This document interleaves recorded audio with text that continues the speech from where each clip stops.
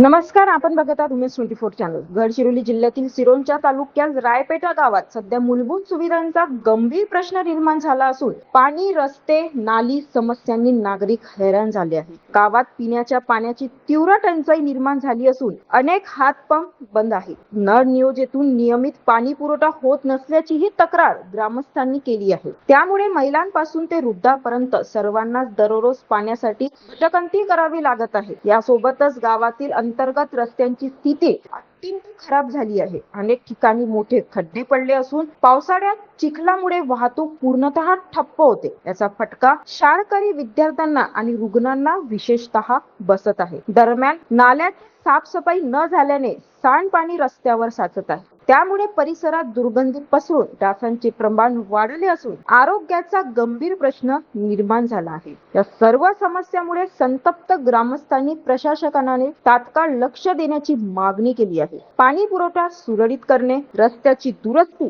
आणि नाल्याची नियमित साफसफाई करण्याची मागणी जोर धरत आहे. आता प्रशासन या गंभीर समस्यावर कितपत तातडीने उपाययोजना करते याकडे रायपेटा गावकऱ्यांचे लक्ष लागले आहे. आमच्या गावात नाही का जवळपास 1 वर्ष झाले नळ योजना लागू करून नळाची म्हणजे टाकी वगैरे बनवणी झाली आहे, पाईपलाईन पण झाली आहे, पण पाण्याची सुविधा तत्वरी आमच्या गावात आजपर्यंत नाही. आणि तसेच आमच्या गावात मेन रोड पासून म्हणजे अंगणवाडीपासून जवळपास 150 मीटरचा अंतरात पूर चिखल होते.